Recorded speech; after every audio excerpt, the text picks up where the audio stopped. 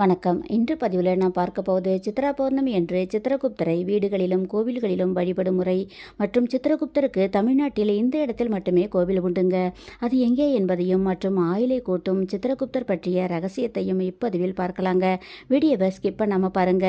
எங்களின் அனைத்து பதிவுகளும் தங்களுக்கு கிடைக்க சப்ஸ்கிரைப் என்ற பட்டனை கிளிக் செய்யுங்க. சித்ரா பௌர்ணமி என்று புத்தகம், பேனா போன்றவற்றை ஏழை மாணவர்களுக்கு தானம் கொடுப்பதால் சித்திரகுப்தர் உங்கள் பாவ கணக்கை குறைத்து புண்ணியத்தை கூட்டுவாருங்க என்பது ஐதீகம். இந்த சித்ரா பௌர்ணமி என்றுதான் சித்திரகுப்தர் நம் பாவ புண்ணிய கணக்குகளை எழுதுவார் என்பது ஐதீகங்க.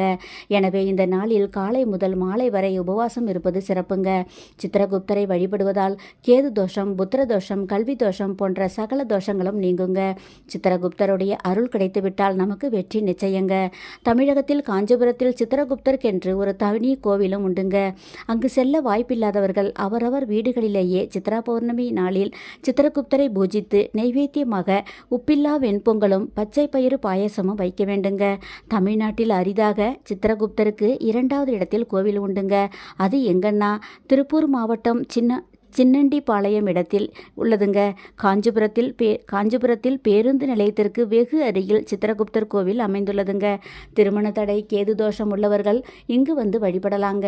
சித்திரகுப்தர் என்பவர் பார்வதி தேவி வரைந்த சித்திரத்திலிருந்து உருவானவர் என்பதால் இவருக்கு சித்திரகுப்தர் என பெயர் வந்ததுங்க.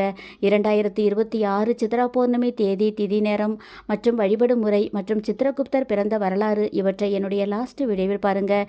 இதை உங்கள் ஃப்ரெண்ட்ஸுகளுக்கு ஷேர் பண்ணுங்க. எங்கள் பதிவை முழுமையாக பார்த்தமைக்கு நன்றி. எங்கள் சேனல் பிடிச்சிருந்தால் லைக் பண்ணுங்க, சப்ஸ்கிரைப் பண்ணுங்க, வீடியோவை ஷேர் பண்ணுங்க. நன்றி.